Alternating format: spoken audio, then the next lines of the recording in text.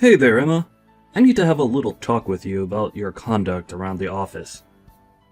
Do you realize that you're just a regular employee, right? You're not a supervisor or a manager or anything like that. And yet, I've heard that you were chastising my daughter earlier today. No, I'm just curious what made you think that it was appropriate for someone in your position to go and do something like that. Hello, Mr. Sharp. I take it that you're talking to me about the conversation that I had with your daughter Lily earlier today, yes? Well, the thing is that she has been showing up to work almost an hour late every day for several weeks now. And while I'm not an official supervisor, I was tasked with looking after her while she learns the ropes of the job. So I was only trying to help her understand the importance of being at work on time. I wasn't trying to chastise or bully her, but I thought that she should know it wasn't okay to do that. In fact, I'm glad that you're reaching out to me about this. I was hoping that you could talk to her about this problem as well. What in the world are you talking about? You have got a lot of nerve even trying to talk to me, your boss, in that way. I'm sorry, did I say something wrong? I really wasn't trying to step on anyone's toes. It's just that I was told to show her the ropes. And now my daughter is absolutely furious. Tell me, do you talk to my daughter in that same condescending tone when you try and show her the ropes? You should know that I'm her father, and I know very well that she's a capable worker who doesn't need someone of your standing telling her what to do. I'm sorry, but are you telling me that I shouldn't have told her to stop showing up to work so late every day? I'm the head of this division. Don't you think I'm already aware of when people are showing up on time and when they're late? If I had a problem with my daughter showing up late, then I would say something about it. Didn't that thought ever even cross your mind? I'm sorry, I'm really confused here. Are you telling me that you're okay with your daughter acting this way around the office? I'm telling you that you have got a lot of nerve thinking that you can go and yell at my daughter about how to do her job. You're nothing but a little peon in this company. You're a replaceable worker drone who seems to have forgotten their place. Mr. Sharp, I'm really sorry if I've done something wrong. I didn't mean to overstep my authority, but I don't think there's any need to talk to me like this. I only told your daughter what I said because I was tasked with showing her how things work around here. Can we please just calm down and try to think about this a little more rationally? I mean, would you be okay with any other employee showing up that late? You've warned plenty of others not to be late. I was only taking after your example. I don't care what you thought you were doing. The fact of the matter is that you talked to my daughter like that and now she's upset. So clearly, you don't know how to handle helping other employees if all you do is make them cry. What did you even say to her that made her so upset? Mr. Sharp, I really don't know what to say to this except that I feel that this anger is really uncalled for. I really don't think there's any need for you to get this upset over what I said to Lily. And I'm sorry, but I still don't understand why you're even this upset with me to begin with. I was asked to oversee Lily as she starts working here. I have seniority over her just by virtue of how long I've been in the office. I really can't see how I did anything that would be considered inappropriate given my position in the company. Well, it sounds to me like someone needs to remind you of how things work around here. Or are you just gonna keep up this backtalk until I have no choice but to fire you? Are you really threatening to fire me just over this? I think that's a little extreme, don't you? But if the problem you're having is that I was the one who spoke to your daughter about being at work on time, then maybe you could talk to her about this problem. I think she would be more likely to listen to you anyways. Does that sound agreeable to you? Oh, so now you're trying to tell me what to do as well? You really just don't know when to shut your mouth, do you? Okay. I see that I've misspoken, and I'll make sure that nothing like this happens again. I'll return to work now.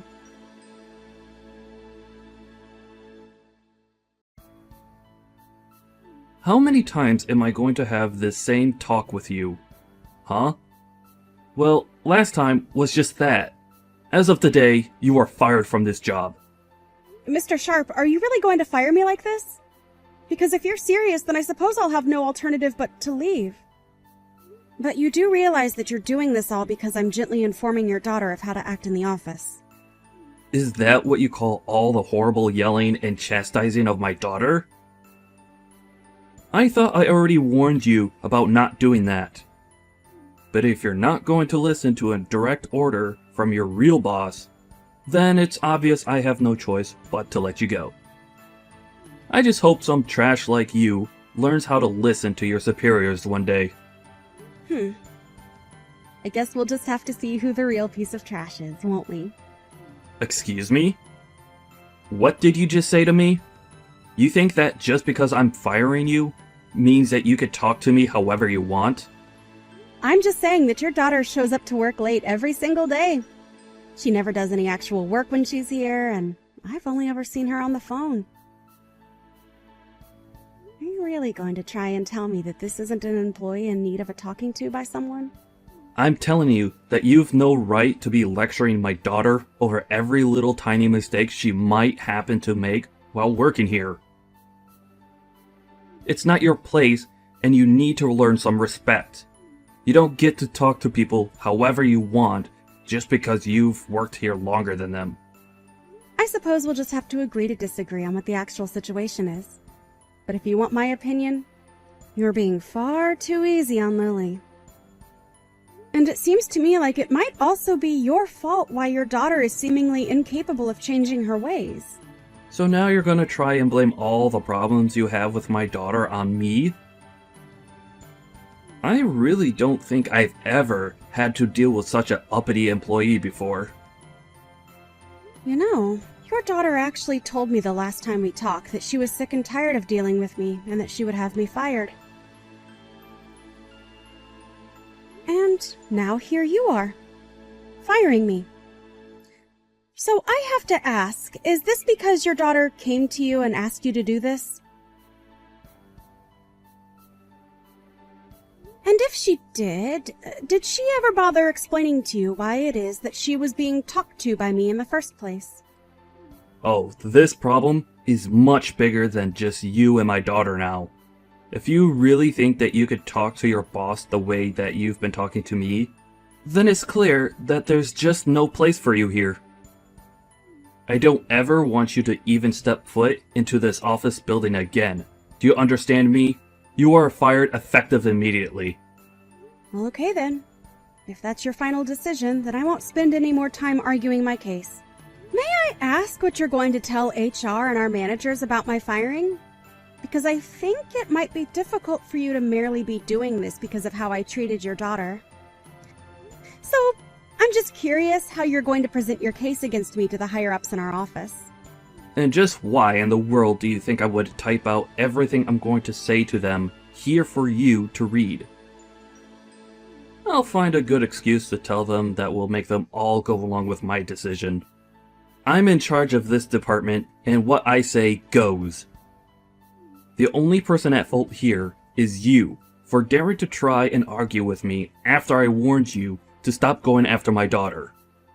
I'm sorry, but I really think that I've been very calm and collected this whole time. The only one throwing around insults and using aggressive language here is you. Oh, why am I even bothering to talk to someone that I've already fired? Can't you just shut your mouth, pack up your desk, and leave already? I already told you that I never wanted to see you again. Okay then. I understand. If this is how things are going to be, then I'll leave the office today. Finally! At last you realize that even when fired, you still have to listen to me. I'm the boss in this part of the office, and my word is law.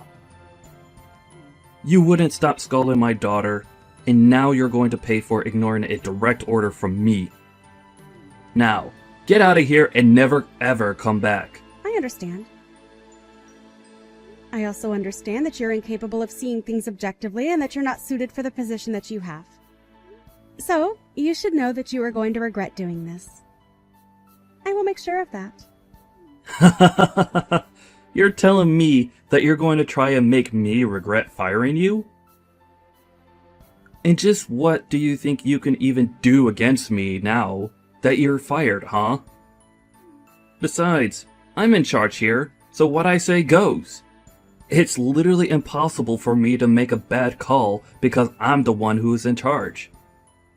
Yes, you are the one in charge, and that's what's going to come back to bite you.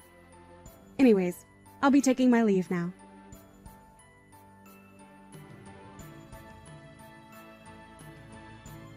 Hello, Mr. Andrews. I saw the message left on my desk that you wanted me to send you a message to talk about something. What can I do for you today? I was just wondering where in the world my granddaughter has gone to. I'm sorry. I don't think I'm quite following what you mean by that, sir. Well, it really is quite simple. I'm talking about my granddaughter. I want to know where she's gone. Did something happen to her? I've been asking around, and everyone has been telling me that I should be talking to you about this. So, I would like an explanation of exactly where my granddaughter has gone to, Eugene. In fact, why don't you explain yourself to my face? I want you in my office right this moment. But sir, I'm still really confused. I don't know what you're talking about. I don't even know who your granddaughter is. Are you blind? Or just illiterate? I said that I want you up in my office to explain yourself to me right this second. Yes, of course, sir.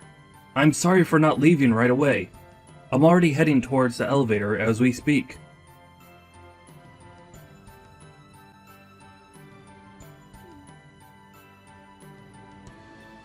What do you want now? You've already fired me, and I've already left the building. If I didn't leave anything there, I don't know what we could possibly have to talk about. Emma, this isn't about you being fired. Well, it kinda is. Look, I just wanted to say that I'm very sorry about the way I treated you the other day. I may have overdone things just a little bit. I was hoping that we might be able to talk in person a little bit. Do you have some time where we could meet up to do so? Well, someone's attitude seems to have changed quite a bit now, hasn't it? Did something happen to bring about this change of heart? Again, I would just like to profusely apologize for the way that I was talking to you the other day. And I would also like to take this chance to invite you back to your position in our company. I had no idea that you were the granddaughter of the head of the company. Oh, I see. This is all because you finally figured out who I really am. Is that it? Please, you have to come back to work for us. Your grandfather ordered me to bring you back to the company at once. Nah, I'm good. Thanks for the offer, though. What do you mean? You mean that you won't come back to work for us? You don't want your job back? I don't really see what the big deal is. I mean, I only left the company in the first place because you were telling me to. And now you're going to come back to me just 3 days later to try and beg for me to come back? But I apologized for what I said. I really didn't mean to fire you. It was all just one big mistake. You have to forgive me. Your grandpa actually just came back from a long business trip, and when he arrived back to the office, he was really upset. He demanded that I go into his office, and he started yelling at me, asking about where you were and where you had gone to. It was only then that I realized who you really were. I really had no idea about any of this, so please, you have to forgive my ignorance. Well, of course you didn't know about who I really was. After all, I was hiding my identity for just about everyone. Well, then that just shows that I was truly acting out of ignorance. I really had no idea at all that you were directly related to the head of the company. So please, I'm begging you, again, to come back. Your grandpa is very upset that you were let go from the company. Let's make something clear. I wasn't just let go. You fired me from the company, remember? I don't think my grandpa is upset. I think you are. Well, yes. Okay, I suppose I am the most upset out of everyone here. So please, you have to come back. I'm begging you. I'm sorry, but I've already given you my answer, and it's not going to change. I won't be going back to work there. You can go back all you want, but the fact of the matter is that I was fired.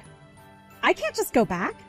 I'll have that you were fired erased completely from your record. It won't show that as having happened at all.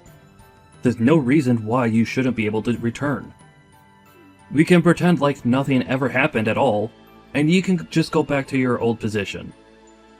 Not only that, but if you come back, I'll apologize to you in front of the whole staff. I'll even talk to my daughter and make sure she knows that she needs to work just like everyone else does.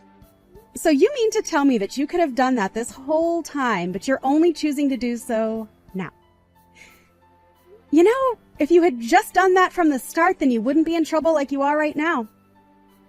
But like I said, it's too late to try and change things now, so why don't you just give up already? Please, you have to come back. I'm begging you. Please don't say no to this. If the company president finds out the truth about how and why you were let go, then things are going to get really bad for me. Well, yes. I suppose if my grandpa knew how you were treating his staff, he would get quite upset. And you should also know that I'm his favorite granddaughter. Of course, even when I started here, he warned me that I wouldn't be given special treatment just because of that. You have to believe me when I say that I really had no idea about any of that at all. I'm terribly sorry for the mix-up. You really don't have to apologize to me anymore, you know. I already told you that it's not going to change anything. If anything, the company would be better off losing you and your no-good, lazy daughter. You don't need to talk about my daughter like that. But why shouldn't I when it's the truth? Of course, you're not better than she is when it comes to the way you both treat people. Please, don't you think you're being just a little too harsh right now? I know that you're the CEO's granddaughter, but still. I'm only giving you my honest opinion about the two of you. And I know that if my grandpa knew the truth about the two of you, that he would fire you both on the spot. And he knows how to pull enough strings to make sure that you never work in this industry again. He wouldn't really do that, would he? I mean, I've been working for this company for almost 30 years. He wouldn't take all that away, would he? 30 years is nothing compared to the decades of life that my grandpa has put into this company. Of course, I didn't mean to imply otherwise. But that's just another reason why my grandpa has so much sway in the business. You might want to kiss the chances of you ever getting this high of a position in a company like this ever again. Please don't do this. Surely we can work something out. You have to understand that I'm a father. I have a family to take care of. That excuse might have worked on me if not for the fact that you clearly haven't raised your daughter right at all. And when she started working here, she was like the spitting image of you and all her awful attitude. I hid who my family was so that I could be treated equally in the office. You were encouraging your daughter to act however she wanted because of who she was. Please, you really do have this all wrong. If I had only known who your grandpa was, then I would have never talked to you the way that I did. You have to know that I would have never said the things that I did. I would have never done any of this at all. I'm so sorry for everything. So I'm begging you, one more time, please come back. And I am telling you the same answer one more time. Not going to happen. Please, I'm asking as your supervisor to come back and work for us again. You aren't actually going to turn down a request from your superior, are you? You still think you're my superior? How can that be when I don't even work for you anymore? The moment you fired me, you lost any power or influence you had over my life. But, please, just do as I say this one time. That's all I need. You really expect me to just act like nothing happened between us at all? That's ridiculous and unrealistic. I really don't have time to carry on with this stupid conversation any longer. But if you don't come back, then I'm going to be in serious trouble. Don't you get that? If you don't come back, then both Lily and I might end up getting fired because of this. You have to come back and save us. You'll get your job back too. Everyone is going to win if you do this. You're acting as if I would have anything real to gain by helping you. But you're only asking that I come back to save your own skin. You were the one that fired me, and now you will have to live with that decision. I told you from the very start that you were being unreasonable and that you'd regret this. Now, if this is all that you have to say to me, I would appreciate it if you just left me alone instead. Please don't do this, Emma. I'm begging you. You have to come back. You have to save us. I'll even make Lily apologize to you. We're both begging you to come back. And I'm telling you that you can keep your worthless apologies to yourself because I don't want them. Anyways, enjoy what time you have left at the company. I may be fired, but at least I'll be taking the two of you on my way out. And good luck ever trying to find a job for you or your daughter in this town again.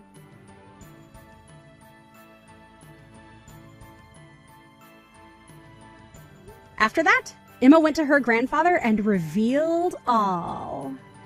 Upon learning the truth of why his daughter wasn't showing up for work, Mr. Andrews was furious and fired Mr. Sharp and his daughter right away.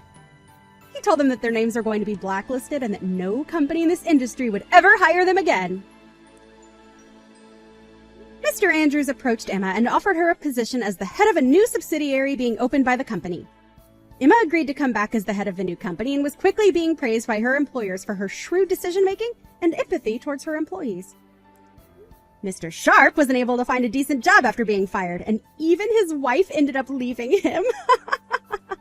In his mid-50s and jobless, Mr. Sharp and Lily had no choice but to take on several part-time jobs just to try and make ends meet.